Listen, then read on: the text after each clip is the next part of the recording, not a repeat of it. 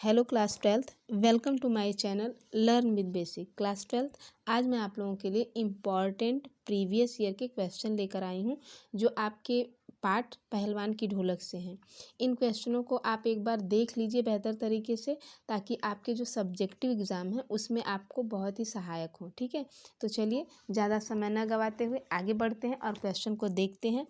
और ये क्वेश्चन कई बार परीक्षाओं में रिपीट हो चुके हैं, तो इसको आप लोग बहुत ध्यान से देख लीजिएगा और समझ लीजिएगा क्वेश्चन का क्या प्रारूप है, उसके आधार पे आप आंसर दीजिएगा। चलिए देखते हैं आगे। देखिए, पहला क्वेश्चन जो है, ढोलक की आवाज़ का पूरे गांव पर क्या असर होता था, अथवा पहलवान की ढोलक की उठती गिरती आवाज़ बीमारी से दम तोड़ रहे ग्रामवासियों में संजीवनी का संचार कैसे करती है। देखिए, जब पहलवान जो था वो जब ढोलक बजाता था, जब महामारी थी उस समय, तो उसकी ढोल की आवाज़ से गांव वासियों में जैसे हर जगह महामारी फैली हुई थी, सभी लोग त्रस्त थे, सभी लोग परेशान थे। और उस समय जब वो ढोलक बजाता था ना, तो जितने भी लोग असहाय होते थे उन लोगों में थोड़ी सी चेतना ज़रूर आ जाती थी, इस वजह से कि अच्छा मतलब ये जो ढोल है इससे थोड़ा उत्साह मिलता था उनको। तो उसी के बारे में एक क्वेश्चन है जो देखिए आप, महामारी की त्रासदी। देखिए, यहाँ पे मैं आंसर आपको एक बार बता रही हूँ, उसको देखते चलिए। देखिए, उत्तर में दिया हुआ है कि महामारी की त्रासदी से जूझते हुए ग्रामीण को ढोलक की आवाज़ संजीवनी शक्ति की तरह मौत से लड़ने की प्रेरणा देती, अर्थात वो उनमें उत्साह का संचार करती। यह आवाज़ बूढ़े बच्चों व जवानों की शक्तिहीन आंखों के आगे दंगल का दृश्य उपस्थित कर देती। मतलब दंगल में जितना उत्साह था दंगल होते वक्त, वही उत्साह उन लोगों को तब आता जब वो लोग एकदम विक्षिप्त थे, एकदम असहाय थे। उनकी स्पंदन शक्ति शून्य स्नायुओं में भी बिजली दौड़ जाती। मतलब उनकी जो एकदम शक्ति क्षीण हो गई थी, एकदम असहाय हो गए थे, उसमें भी उनमें लगता था कि बल का संचार हो रहा है, यानी चेतना का संचार हो रहा है। ठीक ही है कि ढोलक की आवाज़ में बुखार को दूर करने की ताकत नहीं थी, पर उसे सुनकर मरते हुए प्राणियों को अपनी आंखें मूंदते समय कोई तकलीफ नहीं होती। अर्थात वो ढोल की आवाज़ निरंतर बजती, तो अगर वो मर भी रहे होते तो उनको उस ढोल पे ध्यान था, दिमाग था, जिससे उन्हें अपने अंदर होने वाले कष्ट का आभास नहीं होता था। उस समय वे मृत्यु से नहीं डरते। इस प्रकार ढोलक की आवाज़ गांव वालों को मृत्यु से लड़ने की प्रेरणा देती है। ठीक है, तो ये क्वेश्चन का आंसर है, और आप लोग इसको अच्छे तरीके से एक दो बार पढ़ लेंगे तो आपको बेहतर तरीके से समझ में आ जाएगा। अगला क्वेश्चन देखते हैं। क्वेश्चन अगला है, महामारी फैलने के बाद गांव में सूर्योदय और सूर्यास्त के दृश्य में क्या अंतर होता था। मतलब जब गांव में महामारी फैली थी उस समय जब सूर्योदय होता था तब गांव की स्थिति कैसी थी, और जब सूर्यास्त होता था यानी सूरज भगवान डूब जाते थे तब स्थिति कैसी होती थी। तो देखिए, उस समय स्थिति बहुत ही अजीब तरह से होती थी। उत्तर में देखिए, महामारी ने सारे गाँव को बुरी तरह प्रभावित किया था। लोग सूर्योदय होते ही अपने मृत संबंधियों की लाशें उठाकर गांव के शमशान की ओर ले जाते। यानी रात में जितनी पीड़ा और दर्द सह के इंसान मरते थे, सुबह होता था तो उनको ले लेके लोग जाने लगते थे ताकि उनका अंतिम संस्कार किया जा सके। और सूर्यास्त होते ही गांव में मातम छा जाता। किसी न किसी बच्चे, बूढ़े अथवा जवान के मरने की खबर आग की तरह फैल जाती। सारा गांव शमशान घाट बन चुका होता। यानी वहाँ पे इतनी महामारी फैली थी कि हर दिन किसी न किसी के घर में मौत हो रही थी। तो ये इस दूसरे क्वेश्चन का आंसर है जो आपको मैंने बताया। इसको आप अच्छे से पढ़िए, एक दो बार पढ़ेंगे आप लोगों को बेहतर तरीके से समझ में आ जाएगा। चलिए देखते हैं आगे। अगला क्वेश्चन आपका है, पहलवान की ढोलक कहानी के संदेश को स्पष्ट कीजिए। मतलब ये जो पहलवान की ढोलक है, ये इस कहानी से आपको क्या संदेश मिल रहा है। तो देखिए, ये भी क्वेश्चन रिपीट हो चुका है, 2016 में आया है। तो इसको हम देखते हैं क्या संदेश मिलता है। पहलवान की ढोलक कहानी में व्यवस्था के बदलने की लोक कला व इसके कलाकार के अप्रासंगिक हो जाने की कहानी है। कैसे है, देखिए, पहले जो लोक कला थी राजा साहब के, समय में, तो वो थी क्या, दंगल यानी कुश्ती लड़ना।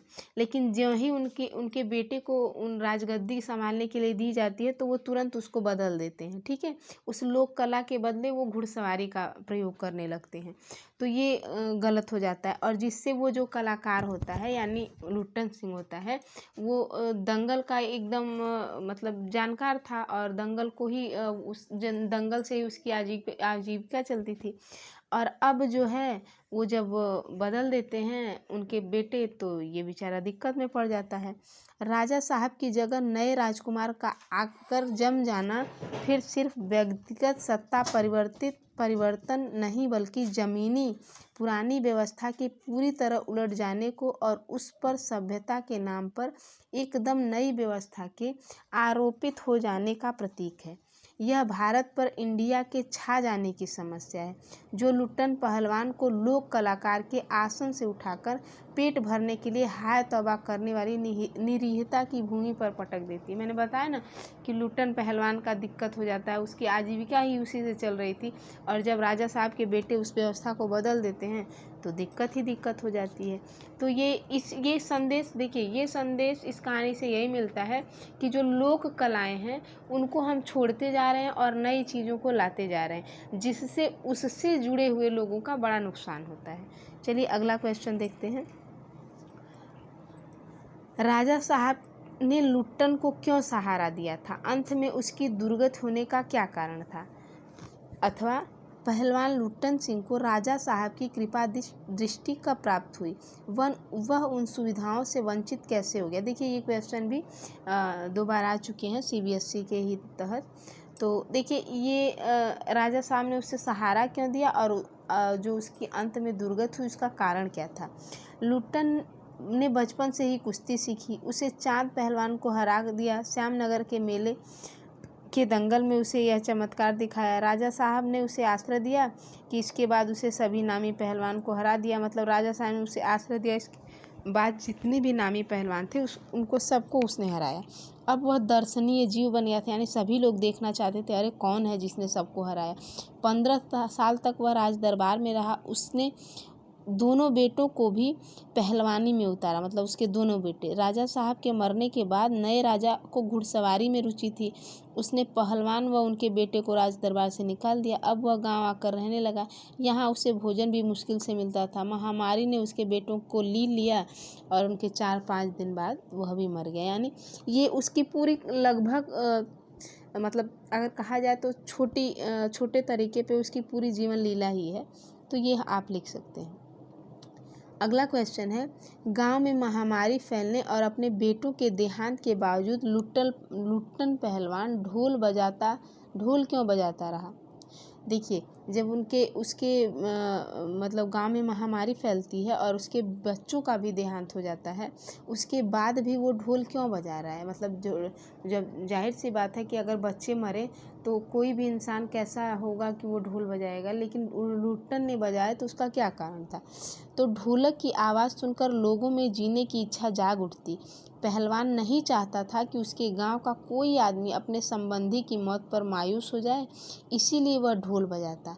वास्तव में ढोल बजाकर पहलवान ने अन्य ग्रामीण को जीने की कला सिखाई, साथ ही अपने बेटे की अकाल मृत्यु के दुख को भी वह कम करना चाहता था। मतलब वो इस दुख से भाग रहा था जिसकी वजह से वो ढोल बजा रहा था। अगला क्वेश्चन है आपका, राजा साहब ने लुट्टन को क्यों सहारा दिया? ये तो हो चुका है आपका। आगे देखते हैं, इस कहानी के किस किस मोड़ पर लुट्टन के जीवन में क्या क्या परिवर्तन आए? देखिए यहाँ लुट्टन होगा तो क्या क्या परिवर्तन आए, अब हम इसको भी देख लेते हैं। लुट्टन पहलवान का जीवन उतार चढ़ाव से भरपूर रहा, ये शुरू से ही आपको दिखा। जीवन के हर सुख दुख में उसे 2-4 होना पड़ा, मतलब कष्ट ही कष्ट थे। सबसे पहले उसने चांद सिंह पहलवान को हराकर राजकीय पहलवान का दर्जा प्राप्त किया। फिर काला खां को भी परास्त कर अपनी धाक आसपास के गांव में स्थापित कर लिया। वह 15 सालों तक अजेय रहा। अपने दोनों बेटों को भी उसने राजाश्रित पहलवान बना दिया। राजा के मरते ही उस पे दुखों का पहाड़ टूटा। विलायत से राजकुमार ने आते ही पहलवानों और उसके दोनों बेटों को राज दरबार से अवकाश दे दिया, यानी उन्हें रुचि ही नहीं थी पहलवानी में। तो उन्होंने उन लोगों को हटा दिया। गांव में फैली महामारी के कारण एक दिन दोनों बेटे भी उसके चले गए। एक दिन पहलवान भी चल बसा और उसकी लाश सियारों ने खा लिया। इस प्रकार दूसरों को जीवन का संदेश देने वाला पहलवान स्वयं खामोश हो गया। तो ये इसके कहानी का पूरा सारांश है, मतलब उसके शुरुआत से लेकर लास्ट तक की कहानी को आप थोड़े थोड़े शब्दों में लिख सकते हैं। ठीक है, अगला क्वेश्चन देखिए। लुट्टन से राज पहलवान लुट्टन सिंह बन जाने के बाद की दिनचर्या पर प्रकाश डालिए, अथवा पहलवान लुट्टन के सुख चैन भरे दिनों का वर्णन अपने शब्दों में कीजिए। देखिए जो लुट्टन है, देखिए ये जो क्वेश्चन है ये 2009, 2010, 2011, 2015 मतलब 4 बार रिपीट हुआ है। 2009 में भी आया है। तो इस क्वेश्चन को थोड़ा और अच्छे से देख लीजिएगा, बहुत ज़्यादा बड़ा नहीं लिखना है और आराम से समझिए इसको। पहलवान लुट्टन के सुख चैन भरे दिनों का वर्णन अपने शब्दों में करना, यानी उसकी जो दिनचर्या उसको उसके बारे में बता रहा है। देखिए लुट्टन की कीर्ति राज पहलवान बन जाने के बाद दूर दूर तक फैल गई। राजा ने उसे दरबार में रखा। पौष्टिक भोजन व राजा की स्नेह दृष्टि से उसने सभी नामी पहलवानों को हरा दिया था। वह दर्शनीय जीव बन गया था, यानी सभी लोग उसको देखने आते थे। मेलों में वह घुटने तक लंबा चोंगा पहनकर अस्त व्यस्त पगड़ी बांधकर मतवाले हाथी की तरह चलता और हलवाई उसे मिठाई खिलाते, यानी वो 5 सेर मिठाई खाने के लिए बोलता कि 5 सेर रसगुल्ले खाऊंगा, और सच में खाता था। तो इस तरह से वो अपने जो उसकी दिनचर्या थी उसके बारे में यहाँ पे बताया गया है। तो इसको अच्छे से आप लोग देख लीजिए, और बहुत ज़्यादा कुछ इसमें सोचना समझना नहीं है। केवल आप अगर पाठ को बेहतर तरीके से पढ़े हैं और नहीं भी पढ़े हैं तो इन क्वेश्चनों को पढ़िए और आपका काम हो जाएगा। अगला क्वेश्चन, पहलवान की ढोलक कहानी में किस पुरानी व्यवस्था और नई व्यवस्था के टकराव से उत्पन्न समस्या को व्यक्त किया गया, लिखिए। ये सैम्पल पेपर 2015 से क्वेश्चन है। देखिए इसमें क्या है कि पहलवान की ढोलक कहानी में पुरानी और नई व्यवस्था के टकराव से उत्पन्न समस्या को व्यक्त किया गया है। जैसा कि पुरानी व्यवस्था क्या थी, दंगल, और नई व्यवस्था क्या है, घुड़सवारी। पुरानी व्यवस्था में राज दरबार लोक कलाकारों को संरक्षण प्रदान करता था, उनके सहारे ये जीवित रहते थे। परंतु नई व्यवस्था में विलायती दृष्टिकोण को अपनाया गया, लोक कलाकार हंसिए पर चले गए, यानी जिनका उससे जीवन यापन चलता था वो बेचारे इधर उधर भटकने लगे। तो ये दोनों के टकराव की व्यवस्था है जिसे आप आसानी से लिख सकते हैं। ठीक है, तो पूरा वीडियो देखने के लिए आपने मेरा पूरा वीडियो देखा उसके लिए बहुत बहुत धन्यवाद। और प्लीज़ इस को जितना हो सके आप शेयर करिए और चैनल को लाइक, शेयर और सब्सक्राइब करिए। ऐसे ही सैम्पल पेपर के क्वेश्चन मैं लेकर आऊँगी। कुछ सैम्पल पेपर हैं जो मैं इसमें करवाना चाह रही हूँ। तो आप लोग का अगर रिक्वेस्ट रहेगा और अगर आप लोग चाहेंगे तो प्लीज़ कमेंट में बोलिएगा। मैं अभी आपके पेपर 2 मई से स्टार्ट हैं, तो तब तक मैं 2-4 सैम्पल पेपर आप लोगों को करवा सकती हूँ। तो अगर आप लोगों का कमेंट आएगा, और आपका तहे दिल से आपका शुक्रिया होगा अगर कमेंट में आप लोग ये बताएंगे कि हाँ मैम हमको करना है, तो मैं ज़रूर उसको लेके आऊँगी। और प्लीज़ चैनल को लाइक, शेयर और सब्सक्राइब करिए और इसे आगे बढ़ाने का प्रयास करिए। थैंक यू, धन्यवाद।